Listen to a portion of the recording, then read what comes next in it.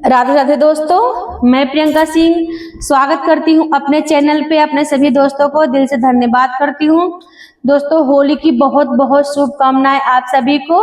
आज एक होली के अवसर पे माता रानी का बहुत ही प्यारा और बहुत ही धमाकेदार भोजपुरी होली गीत सुना रही, सुनिएगा। अगर ये वीडियो हमारा अच्छे लगे तो वीडियो को ज़्यादा से ज़्यादा शेयर कीजिएगा। एक बार प्रेम से बोलिए जय माता दी। सिरावा पे होई के सवार आवेली मैया फागुन में। सिरावा पे होई के सवार आवेली मैया फागुन में। फागुन में मैया फागुन में, फागुन में मैया फागुन में। सिरावा पे होई के सवार आवेली मैया फागुन में। सिरावा पे होई के सवार आवेली मैया फागुन में। एक हाथ लिली मैया रंग गुलाल, एक हाथ लिली मैया रंग पिचकारी, एक हाथ लिली मैया रंग पिचकारी। दूजे हाथ लिहली गुलाल आवेली मैया फागुन में। दूजे हाथ लिहली गुलाल आवेली मैया फागुन में। सिरावा पे होई के सवार आवेली मैया फागुन में। नाव मैया मिले जुले खेलली होली, नाव मैया मिली जुली खेलली होली।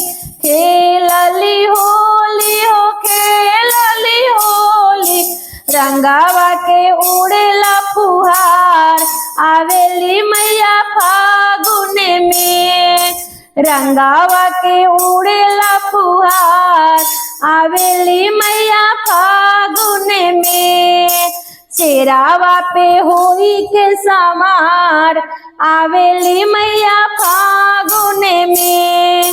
सिरावा पे होई के सवार आवेली मैया फागुन में।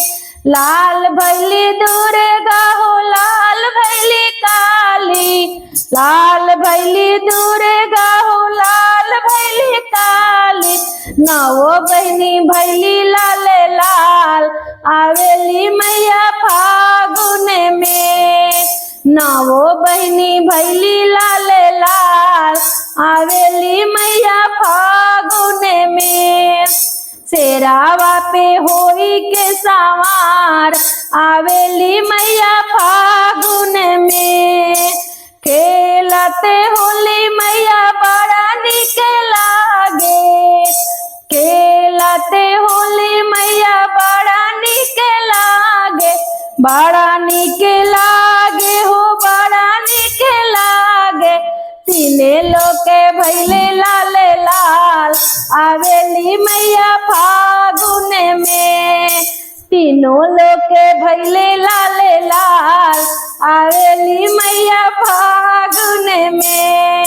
सिरावा पे होई के सवार आवेली मैया फागुन में। धन्यवाद दोस्तों।